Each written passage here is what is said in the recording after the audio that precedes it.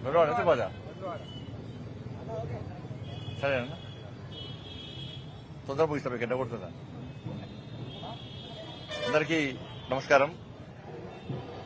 శ్రీ విఘ్నేశ్వర నవరాత్రి ఉత్సవాల్లో భాగంగా దాదాపు 9 రోజుల పాటు తెలంగాణ రాష్ట్ర వ్యాప్తంగా దేశం మొత్తం కూడా ఒక భక్తియుత వాతావరణంలో ఎలాంటి గొడవలు లేకుండా ఒక ప్రశాంతమైన వాతావరణంలో ఒక భక్తియుత వాతావరణంలో హిందూ సమాజం అంతా సంఘటితమై ఈరోజు నవరాత్రి ఉత్సవాలు నిర్వహించుకోవడం జరిగింది. గణేష్ నిమజ్జనం పూర్తి వరకు కూడా ఇదే వాతావరణం కొనసాగించాలని చెప్పి అందరం కలిసిమెలిసి ఈ నిమజ్జనోత్సవ కార్యక్రమాన్ని నిర్వహించుకోవాలని చెప్పి హిందువులందరికీ విజ్ఞప్తి చేస్తూ కరీంనగర్లో మరి నిమజ్జనోత్సవ కార్యక్రమం కాబట్టి అలా పాల్గొనడానికి కోసం రావడం జరిగింది. దాంతోపాటు హుస్సేన్ సాగర్ లో గణేష్ నిమజ్జనోత్సవం విషయంలో కొంచెం తర్జన భర్జన జరుగుతున్నాయి కాబట్టి రాష్ట్ర ప్రభుత్వం వెంటనే హిందూ ఉత్సవ సమితి భాగ్యనగర్ గణేష్ ఉత్సవ సమితితో చర్చలు జరిపి వాళ్ళ యొక్క విన్నపాన్ని విని పండుగలను సాఫీగా సజావుగా ఒక భక్తియుత వాతావరణంలో నిమజ్జనోత్సవ కార్యక్రమం జరుపుకునే విధంగా ప్రభుత్వం ముందుకు రావాల్సిన అవసరం ఉంది. ప్రజల్లో కూడా ఒక చర్చ జరుగుతున్నది. కేవలం హిందువుల పండుగలు మాత్రమే ఆంక్షలు వస్తున్నాయి, హిందువుల పండుగల పట్ల మాత్రమే వివక్ష చూపడుతున్నారు అని హిందూ సమాజంలో పట్ల ఉంది కాబట్టి ఇది మంచి పద్ధతి కాదు. ఈ విషయంలో పాలకులు చొరవ తీసుకోవాలి, అన్ని వర్గాలను సమానంగా చూడాలన్నదే మా యొక్క ఆలోచన. ఆ దిశగా ప్రయత్నం చేయాలని చెప్పి ప్రభుత్వానికి మేము విజ్ఞప్తి చేస్తున్నాం. దాంతోపాటు భగవాన్ విశ్వకర్మ భగవాన్ యొక్క జయంతి సందర్భంగా రేపు జయంతి విశ్వకర్మకి అందరూ కూడా విశ్వకర్మ జయంతి సందర్భంగా వారికి హృదయపూర్వక శుభాకాంక్షలు తెలియజేస్తూ దానిలో భాగంగానే ఈరోజు కరీంనగర్లోని విశ్వకర్మ వీరబ్రహ్మవారి యొక్క సన్నిధానంలో దాదాపు ప్రతి సంవత్సరం కూడా ఈ జయంతి ఉత్సవాలు 3 రోజుల పాటు నిర్వహిస్తూ ఉంటారు, 3 days పాటు నిర్వహిస్తూ ఉంటారు. దానిలో భాగంగా ఈరోజు ఆ ధార్మిక కార్యక్రమంలో పాల్గొనడానికి రావడం జరిగింది. చాలా భక్తియుత వాతావరణంలో మంచి ఆలోచనతో ఇలా పండుగలు నిర్వహిస్తున్నారు. విశ్వకర్మకు అందరూ కూడా విశ్వకర్మ జయంతి సందర్భంగా శుభాకాంక్షలు. రేపు 17 సెప్టెంబర్ మా ప్రియతమ నేత దేశ ప్రధాని నరేంద్ర మోడీ గారి యొక్క జన్మదినం సందర్భంగా దేశవ్యాప్తంగా భారతీయ జనతా పార్టీ కార్యకర్తలు ప్రజలందరూ కూడా సేవా కార్యక్రమం నిర్వహిస్తున్నారు. రక్తదాన శిబిరాలు గాని, స్వచ్ఛ భారత్ గాని, ఇక్కడ ఇతర సేవా కార్యక్రమాలు కూడా నిర్వహించడం జరుగుతున్నది. ఈరోజు రోటరీ క్లబ్ ఆధ్వర్యంలో ఈ సేవా పక్వాడ కార్యక్రమంలో భాగంగా పేద ప్రజలకు తోపుడు బండ్లను కూడా ఇవాళ వాళ్ళు ఇవ్వడం జరిగింది. కానీ కార్యకర్తలు అందరూ కూడా రేపు నరేంద్ర మోడీ గారి యొక్క జన్మదిన సందర్భంగా సేవా కార్యక్రమాలను విస్తృతంగా నిర్వహించాలని చెప్పి భారతీయ జనతా పార్టీ కార్యకర్తలందరూ కూడా అప్పీల్ చేస్తా ఉన్నాను. ముఖ్యంగా రేపు 17 సెప్టెంబర్ తెలంగాణ విమోచన దినోత్సవం, తెలంగాణ ప్రజలకు ఒక స్వాతంత్ర్య దినోత్సవ పండుగ. దేశం మొత్తము స్వాతంత్ర్యం వచ్చిన తర్వాత 1947 15 ఆగస్టు తర్వాత 399 రోజుల పాటు యుద్దం సాగించిన తర్వాత రజాకార్లు తెలంగాణ అప్పుడు ప్రజలందరూ కూడా రాచి రంపాన పెట్టి ఇలా గుండ్రాంపల్లిలో ఏ విధంగా వాళ్ళకు వాళ్ళు రక్షించుకోవడానికి ఏ విధంగా వాళ్ళు బలిదానం అయిపోయారు, బైరాన్పల్లిలో వీర బైరాన్పల్లిలో ఏ విధంగా జరిగిందో, దాంతోపాటు పరకాల్లో దాదాపు 1500 మంది మనవాళ్లు జాతీయ జెండా చేతపట్టుకుని వందే మాతరం అంటూ వాళ్ళ జాతీయ జెండాతోని బయటికి వస్తే ఏ విధంగా రజాకార్లు కాల్పులు జరిపి 1500 మందిని ఊచకొత్త కోసిర్రో ఈ దారుణ సంఘటనలు మనం మర్చిపోలేం. మహిళలను అర్ధనగ్నంగా బతుకమ్మలాల్సిన దారుణ సంఘటనను తెలంగాణ సమాజం మర్చిపోదు. కాబట్టి వీటన్నిటి నుంచి విముక్తి చేయడానికి దాదాపు 562 సంస్థానాలు 562 సంస్థానాలను విలీనం చేసిన ఒక మహానుభావుడు సర్దార్ పటేల్, ఒక వీరుడు, ఒక శూరుడు. కాబట్టి తెలంగాణ రాష్ట్రానికి హైదరాబాద్ సంస్థానానికి విమోచన కల్పించింది, విముక్తి కల్పించింది వాళ్ళ సర్దార్ పటేల్ కాబట్టి వారి వల్లనే ఈరోజు 17 సెప్టెంబర్ మనం జరుపుకునే అవకాశం వచ్చింది. కాబట్టి పాలకులు ద్వంద్వ విధానాలు. బీఆర్ఎస్ పార్టీ ఉద్యమ సమయంలో తెలంగాణ విమోచన దినోత్సవం చెప్పి అధికారంలోకి వచ్చిన తర్వాత సమైక్యత దినోత్సవం అని చెప్పారు. కాంగ్రెస్ పార్టీ అధికారం రాకముందు విమోచన దినోత్సవం చెప్పించి అధికారంలోకి వచ్చిన తర్వాత ప్రజా పరిపాలన దినోత్సవం అని చెప్పంటున్నారు. ద్వంద్వ విధానాలు. వీళ్ళిద్దరు కూడా ఎంఐఎం పార్టీకి భయపడి తెలంగాణ విమోచన దినోత్సవాన్ని ప్రజల దృష్టి మళ్లించే ప్రయత్నం ఈ రెండు పార్టీలు చేస్తున్నాయి. ఆ పార్టీ అంటే వేసింది, ఈ పార్టీ అంటే వేసింది. ఎందుకు భయపడాలి? వాళ్ళ రజాకర్ల దళం పేరుతోని ఎంఐఎం పార్టీ ఉండేప్పుడు ఎంఐఎం పార్టీ కాదు, రజాకర్ల దళం వాళ్ళది. రజాకర్లకు అనుగుణంగా దళం ఏర్పాటు చేసినటువంటి వ్యక్తులు వాళ్ళు. దాని నుంచి బయటకు వచ్చిందే సృష్టింపబడ్డదే ఎంఐఎం పార్టీ. రజాకర్ల దళం నుంచి సృష్టించబడిన పార్టీ ఎంఐఎం పార్టీ. వాళ్ళు ఏ విధంగా ఇలా ఎంఐఎం పార్టీకి భయపడి ఇలా కాంగ్రెస్ బీఆర్ఎస్ పార్టీలు 17 సెప్టెంబర్ ను తెలంగాణ విమోచన దినోత్సవాన్ని ఘనంగా నిర్వహించలేకపోతున్నారు. ఎన్ని రోజులు భయపడతారు మీరు? వీళ్ళు ఒక వర్గం ఓట్ల కోసం ఎన్ని రోజులు తాపత్రయపడతారు మీరు? ఇవాళ అంటే ఆడపిల్లలను నగ్నంగా బతుకమ్మలు ఆడించింది మర్చిపోతారు. వీర బైరాన్పల్లిలో బలిదానాన్ని మర్చిపోతారు. గుండాపల్లిలో బలిదానం మర్చిపోతారు. పరకాలలో 1500 మంది ఊచకొత్తకు వస్తే మర్చిపోతారు. 1000 ఊడల మరి మర్చిపోతారు. చాకలి ఐలమ్మ త్యాగాన్ని మర్చిపోతారు. ఊరుకుల రామకృష్ణ త్యాగాన్ని మర్చిపోతారు. కొమరం భీం త్యాగాన్ని మర్చిపోతారు. రామ్జీ గోండ్ త్యాగాన్ని మర్చిపోతారు. కొండా లక్ష్మణ్ బాబూజీ త్యాగాన్ని మర్చిపోతారు. వీళ్ళు త్యాగాలు దేనికోసం చేశారు? ఆ రోజు రజాకారుల వ్యతిరేకంగా త్యాగం చేశారు. కానీ రజాకారుల పార్టీని సంకరేసుకొని తిరిగి వాళ్ళ భయపడి వాళ్ళ తెలంగాణ విమోచన దినోత్సవాన్ని పేరుతో కన్ఫ్యూజ్ చేసి ప్రజల దృష్టి మళ్లించే ప్రయత్నం చేస్తే ప్రజలు తిరగబడుతున్న విషయాన్ని గుర్తుంచుకోవాలి రాష్ట్ర ప్రభుత్వం. ఇయర్ రేపు 17 సెప్టెంబర్ ముఖ్యమంత్రి గారు ఓవైసీని పొగుడతాడు. పేదల గొంతుగా ఏమని పేదల గొంతుగా? ఏ పేదల గొంతుగా? ఏ పేదలను సేవ చేసిండు ఓవైసీ అనే వ్యక్తి? వాళ్ళ కుటుంబం అడ్డగోలుగా దోచుకుంటుంది. వాళ్ళ అలా హైదరాబాద్ ఉన్న వాళ్ళ బిల్డింగ్ కూలగొట్టడం చేత కాదు. మీ అంత చూస్తా అన్నాడు, మీ సంఘం చూస్తా అన్నాడు. అటువంటి వ్యక్తి అలా రాష్ట్ర ముఖ్యమంత్రి గారికి పేదల గొంతులకి పేదల జాగలు కబ్జా చేసిన వ్యక్తి.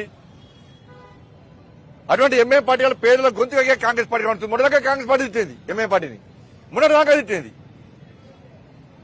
అంటే అధికారంలో ఎవ్వరుంటే వాళ్ళ సంఖ్యలో వచ్చే పార్టీ ఎంఐఎం పార్టీ, వాళ్ళని సంఖ్యలు వేసుకునే పార్టీలు BRS party, MIM party, Congress పార్టీలు. ఈ విధానం మంచి కాదు. 17 సెప్టెంబర్ విషయంలో నిక్కచ్చిగా వివరించాలి. తెలంగాణ రాష్ట్ర సమాజం ఆలోచించాలి. మనల్ని వంచినటువంటి రజాకర్ల పార్టీ ఎంఐఎం పార్టీ, రజాకర్ల దళం పార్టీ ఎంఐఎం పార్టీ, వాళ్ళ కొమ్ము కాస్తున్న బీఆర్ఎస్ కాంగ్రెస్ పార్టీ విధానాలను వాళ్ళ ప్రజలు ఆలోచించాలి. మాకు వీరుడు చూడు సర్దార్ పటేల్ యొక్క వీరత్వాన్ని మేము ఎప్పుడు మర్చిపోం. ఇవాళ రేపు కూడా నిజాం మెడల్ వంచిందే సర్దార్ పటేల్.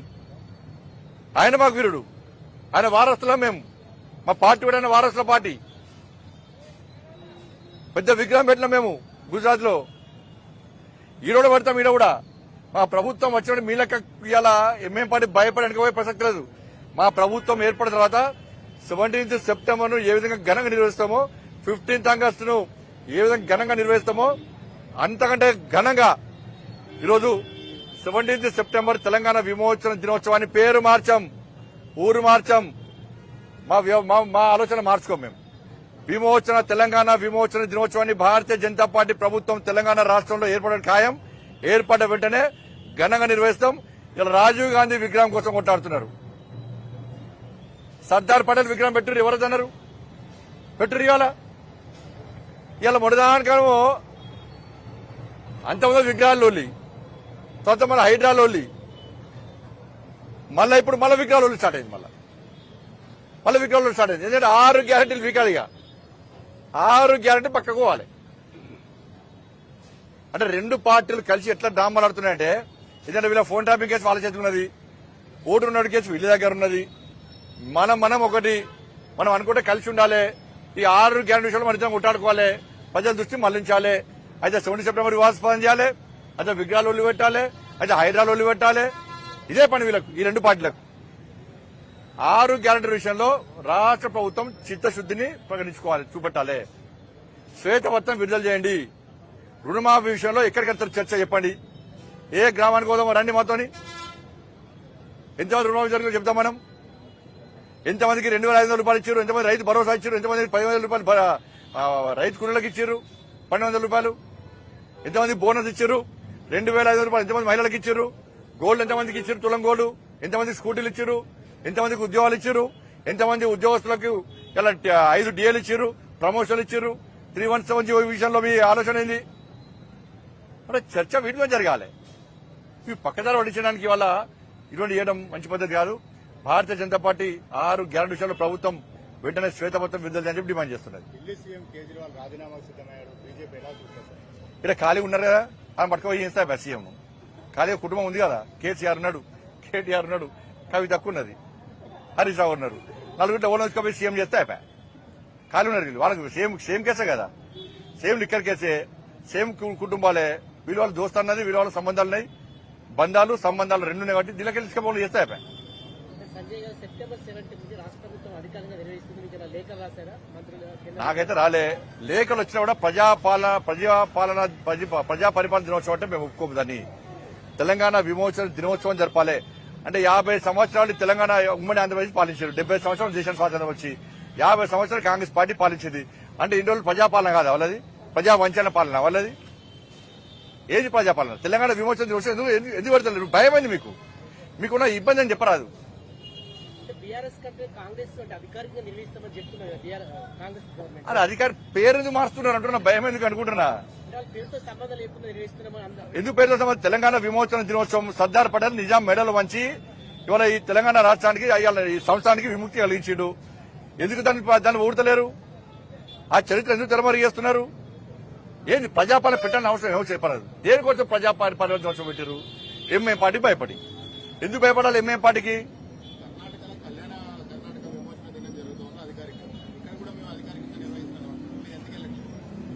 ప్రజా పరిపాలన దినోత్సవం అంటే మేము వెళ్ళము. తెలంగాణ విమోచన దినోత్సవం చెప్పండి మేము వస్తాము. మేము కూడా కేంద్ర ప్రభుత్వం నరేంద్ర మోడీ గారి ఆదేశాల మేరకు అమిత్ షా గారి నేతృత్వంలో గత సంవత్సరం కూడా మేము అధికారికంగా పర్యవేక్షణలో తెలంగాణ విమోచన దినోత్సవాన్ని కేంద్రం అధికారికంగా నిర్వహిస్తున్నది. మీకు అక్కడ జరుపుడు ఇబ్బంది అనిపిస్తే, ఎంఏం పార్టీలో భయపడి ఇబ్బంది అనిపిస్తే రండి, మీరు పర్యవేక్షణ రండి, మీరు వచ్చే విధాలు పాల్గొనండి. జాతీయ జెండా ఎగరేస్తారు కదా? అరే జెండాలు కాదు ముఖ్యమైనది. ఇలా మీ పేరు మార్చడానికి కారణం పూర్తి చరిత్రనే తారుమారు చేసే ప్రయత్నం చేస్తున్నారు. మీరు చరిత్రనే తారుమారు చేసే ప్రయత్నం చేస్తున్నారు. ఎందుకు తెరమరు చేయాలి చరిత్రను? కేవలం తెలంగాణ విమోచన దినోత్సవం అంటే బీజేపీ పార్టీ పక్కా వస్తాం మేము.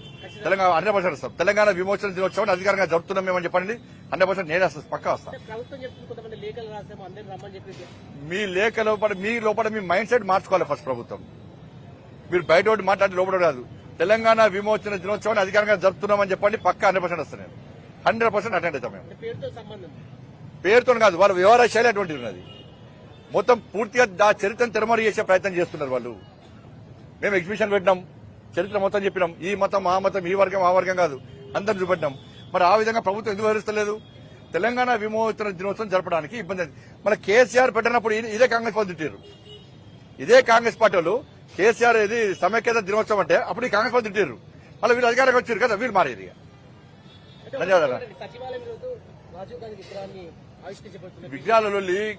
విగ్రహాలు సుప్రీంకోర్టు తీర్పిచ్చింది. మేమేమంటామంటే మీరు పబ్లిక్ సర్వే చేయండి. ఎవరు చేసినా కూడా అటల్ బిహారీ వాజ్పేయి విగ్రహం పెట్టాలంటారా? ఆడ ఎవరన్నా కూడా వీళ్ళు పెట్టుకుంటారా, వాళ్ళు పెట్టుకుంటారా, వీళ్ళు చూసుకుంటారా, వాళ్ళు తన్నుకుంటారు, వాళ్ళు మాకు సంబంధించాలి. మాకు కావాల్సింది 6 గ్యారెంటీల మీద చర్చ జరగాలి. 6 గ్యారెంటీల మీద చర్చ జరగాలి. విగ్రహాలు వద్దు, ఏ విగ్రహాలు వద్దు. మాకు కావాల్సింది 6 గ్యారెంటీల మీద చర్చ జరగాలి. చేస్తాం. ఎక్కడ ప్లేస్ చూస్తాం, మంచి ప్లేస్ చూసి ప్రజలకు అందుబాటులో ప్రజలందరూ దర్శనం చేసుకునే విధంగా, ఆయన స్ఫూర్తి పొందే విధంగా, ఈ వివాదాలకు విమర్శలకు తావు లేకుండా అందరిని ఒప్పించి అందరిని మెప్పించి సర్దార్ పటేల్ విగ్రహాన్ని నిరోధ విగ్రహాన్ని పక్కా పెడతాం. కానీ ఇప్పుడు మాత్రం 6 గ్యారెంటీల చర్చ జరగాలి. ధన్యవాదాలు. పొలిటికల్ రన్ లో బీజేపీ వెనుకబడిపోయింది.